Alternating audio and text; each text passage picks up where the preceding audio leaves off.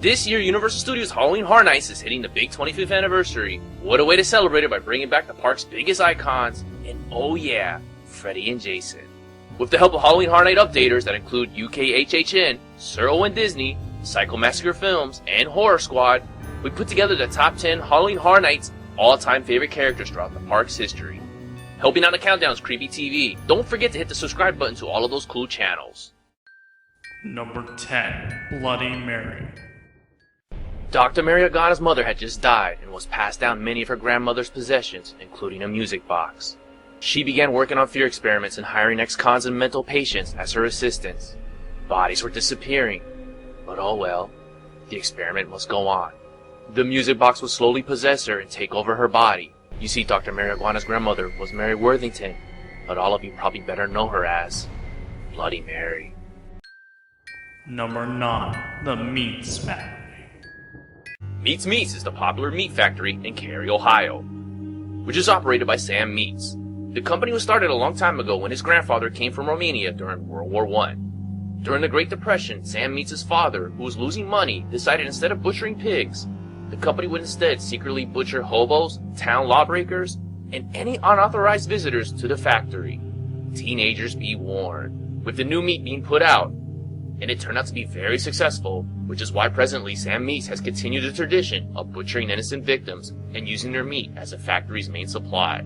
Sam is not only helped by other co-workers, but he's also helped by his cousin, who wears the company's mascot's face as his mask as he wields a chainsaw. Number 8. Fear. Fear was the main theme park's icon during Orlando's Halloween Horror Nights 20th anniversary, 20 Years of Fear. It was revealed that Fear was the mastermind behind the past 19 years of the event. Through an old lantern, he would influence artists at Universal Studios to his liking. After the event, the lantern lights went out, and Fear was forced to retreat to his prison, where he awaits patiently for an opportunity to escape. Number 7. Nightingales. Now what guy can say no to some hot, scary nurses? Well then, you haven't met the Nightingales. These creatures predate as far back as the beginning of time. Nightingales are shape-shifting banshees who feed on the sick or dying people, which is why they prefer to be around wars. During World War I, they took the form of nurses. So for any soldier who comes to ill or gets injured during warfare, they're coming to hunt you. Number 6. The Director. Back in his home country, somewhere in Eastern Europe, Polly Ravinsky, aka the Director, started out as a snuff film director, capturing his victims. They would be abused, tortured to death, while everything would be caught on camera.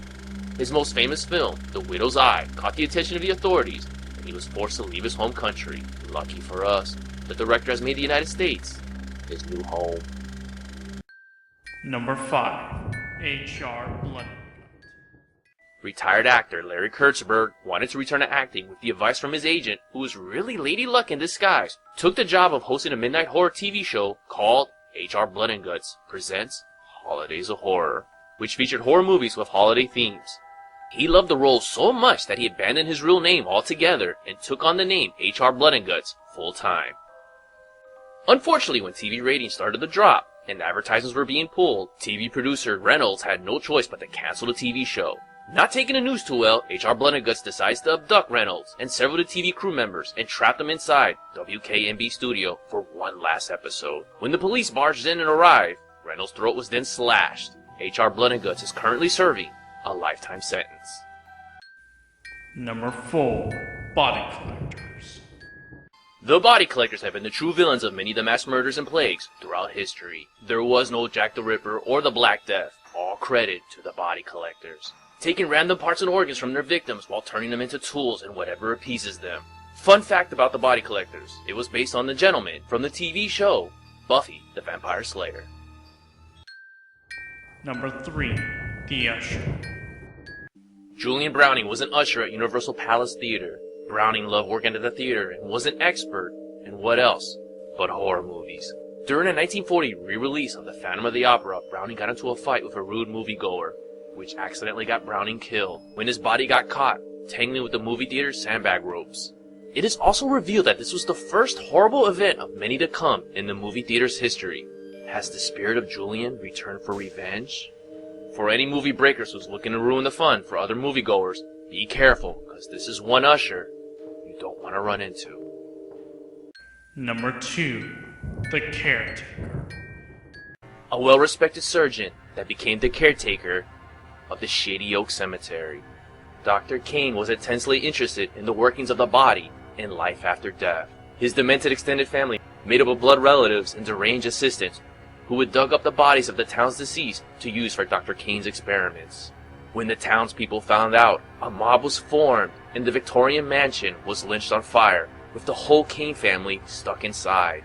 In the aftermath, investigators were unable to find the body of Kane or his demented family. But they did find the body of Kane's youngest daughter, Cindy Kane. They also found underground tunnels below the ruins. Since then, 3 teams have gone missing. Could it be possible that the caretaker survived the fire? Number 1. Jack the Clown. Jack Schmidt, aka Jack the Clown, is an insane serial killer and also a circus clown who just happens to murder his victims.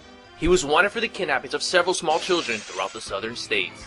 In 1920, on Halloween night, to avoid any law enforcement, the owner, Dr. Oddfellow, had Jack the Clown murdered and hid his body within the traveling Carnival House of Horrors exhibit along with his 13 victims.